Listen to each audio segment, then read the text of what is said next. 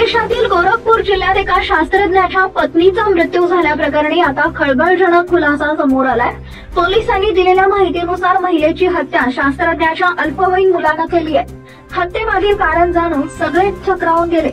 आईनं मुलाला शाळेत जाण्यासाठी सांगितलं तेव्हा त्यानं रागाच्या भरात आईला धक्काबुक्की केली, ज्यामुळे ती गंभीर जखमी झाली। मात्र मुलानं आईला दवाखान्यात नेलं नाही तर कुणालाही न सांगता शांतपणे शाळेत गेला। याच दरम्यान जास्त रक्तस्राव झाल्यानं आईचा मृत्यू झाला। मुलगा शाळेतून परतल्यावर आईचा मृतदेह पाहून अस्वस्थ झाला, पण तरीही त्यानं याबाबत कोणालाही माहिती दिली नाही। 6 दिवस तो आईच्या मृतदेहासोबत घरातच राहिला। दुसरीकडे शास्त्रज्ञ 6 दिवसानंतर आपल्या घरी पोहोचला। मृतदेह असलेल्या खोलीतून दुर्गंधी येत होती। दरवाजा उघडला तेव्हा पत्नीचा मृतदेह जमिनीवर पडलेला दिसला।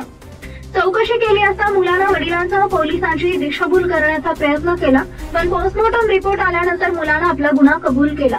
त्यानं आपल्या आईला कसं ढकललं आणि त्यानंतर तिचं डोकं भिंतीवर आदळलं हे सांगितलं। मुलगा हा 12वीत शिकत आहे। सुरुवातीला पडल्यामुळे आईचा मृत्यू झाल्याचं मुलानं पोलिसांना आणि वडिलांना सांगितलं, मात्र शवविच्छेदन रिपोर्ट पोलिसांना मिळताच मृत्यू 6 दिवसांपूर्वी झाल्याचं निष्पन्न झालं। शरीरावर जखमा आणि काही खुणा होत्या। पोलिसांनी त्याची कसून चौकशी केली असता मुलानं संपूर्ण हकीकत सांगितली।